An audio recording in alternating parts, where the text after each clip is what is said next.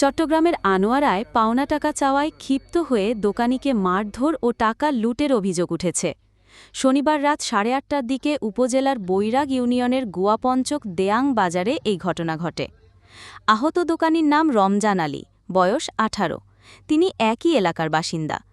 তাকে উদ্ধার করে স্থানীয়রা উপজেলা স্বাস্থ্য কমপ্লেক্সে নিয়ে যায়। এ ঘটনায় আহত দোকানির পিতা ইয়াকুব মিয়া শনিবার রাতে আনোয়ারা থানায় মোহাম্মদ সুজন, মোহাম্মদ রিয়াজ, মোহাম্মদ সাগর, মোহাম্মদ মিজান, মোহাম্মদ পারভেজ এর নাম উল্লেখ করে লিখিত অভিযোগ দায়ের করেছেন। অভিযুক্তরা সকলে বৈরাগ এলাকার বাসিন্দা। আহত দোকানি রমজান আলী বলেন, দীর্ঘদিন ধরে পারভেজ আমার দোকানে বাকি খেয়ে টাকা দিচ্ছে না।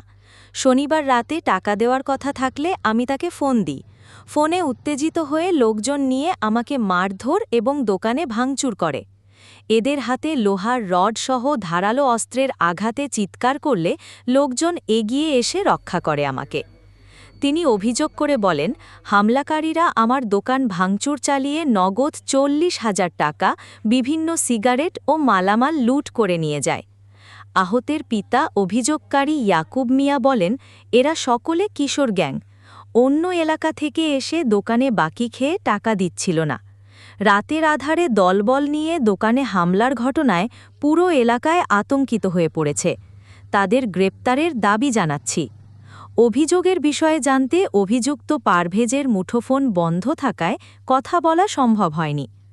আনোয়ারা থানার ভারপ্রাপ্ত কর্মকর্তা মোহাম্মদ মনির হোসেন বলেন, পাওনা টাকা চাওয়ায় দোকানিকে মারধরের ঘটনায় অভিযোগ পেয়েছি। এ ঘটনায় পুলিশ পরবর্তী আইনগত ব্যবস্থা নিচ্ছে।